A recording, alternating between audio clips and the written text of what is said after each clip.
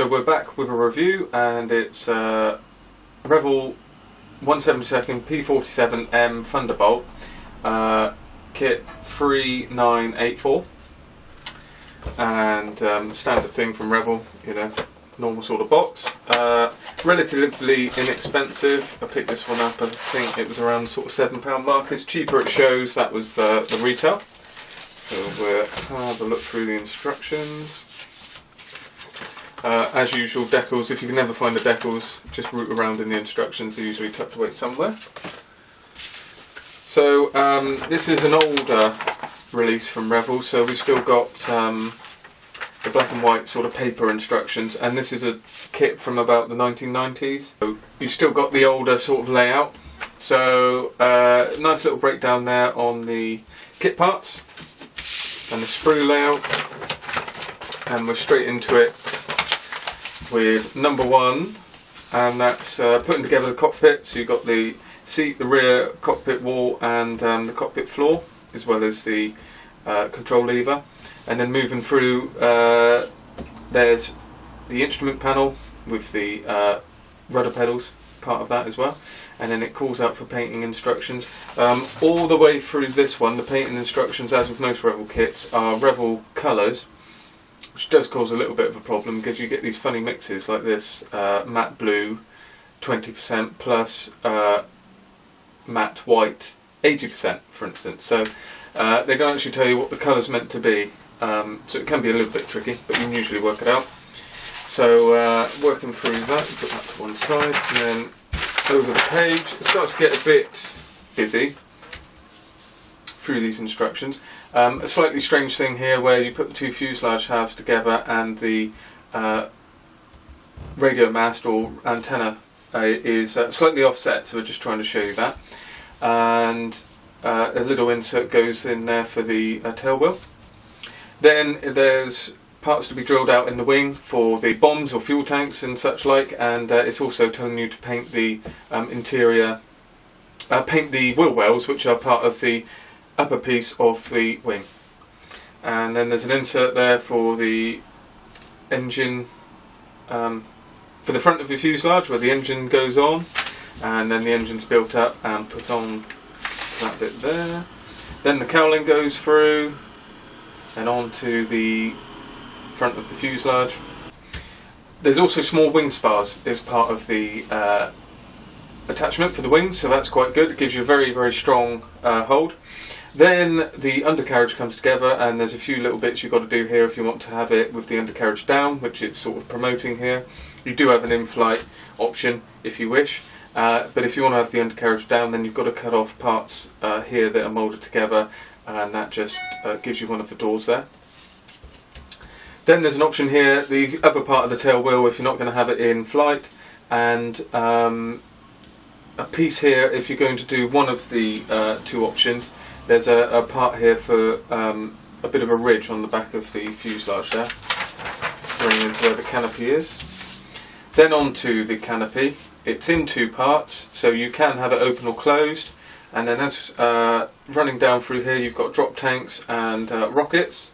And there's a few parts here to go underneath, as well as the propeller, and that completes the build. And then we're on to the marking options. The first option is a P47M Thunderbolt from the 63rd Fighter Squadron of the 56th Fighter Group from the US 8th Army Force in Boxstead, England, May 1945. And this is a one of the late patterns. This is actually the box art. So you've got the two blues. I'm not confident enough to say whether that's the intermediate blue and the navy blue, but it's very much that sort of scheme, and it's in a blotched camouflage pattern. And then the underneath is, let's just check what B is aluminium. So it's a natural metal finish on the underneath. And decals are quite interesting for that. It's quite nice. You've got some of the lettering and the and this is Devastating Deb is the nose art for this one. Then the second option is obviously P47M Thunderbolt, again on the 62nd Fighter Squadron of the 56th Fighter Group of US 8th Army, Air Force in Boxstead, England, so it's in the same place, early 1945. Same scheme above, so it's the same colours. Let's just see what it says there. So you've got D and E for the camouflage colours on top. That's where I am. So D is matte grey and dark green. So it is a different scheme. So we've got dark green and matte grey on top with aluminium again underneath. So that's a different take on that. And then G. And again, look what G is. You can see where the problem is here with the way Revell do their colour call-outs. So it's got a red ring on the end of the engine cowling. So that's all very nice. You just got to work with Revell sometimes. It's the way they do it, and they're not, they haven't really changed even with the new kit. So there's not much you can do about it. So decals again are cartograph decals, printed very nicely. You've got cut out parts here for where it goes over pieces on the fuselage to help getting the decals down. It's a very nice register.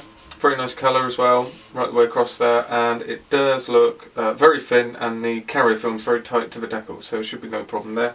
What we've come to expect from cartograph. Then again, typical with Revell, everything's in one bag, including the clear parts, and they're not in a separate bag.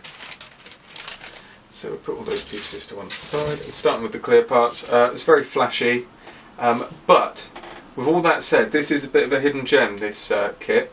So although it does look a bit flashy and there might be a few things that straight off you might think looks a bit odd, this is one of those kits that's very nice, builds up very nice, and is a really good option for an M version of the P47 Thunderbolt. So clarity's a bit iffy there. You may want to do some dipping. You may want to dip it in clear. Obviously there is flash, but again that's nothing that you can't clean up quite easily. Then onto the fuselage halves. Very nice and very refined recessed panel lines there, and a little bit of riveting detail all over. On the interior side we've got parts for the cockpit. Again, extremely well detailed for the scale, and it's very crisp. And you'll see later, this is actually an older kit than it may seem, so it's done very well there.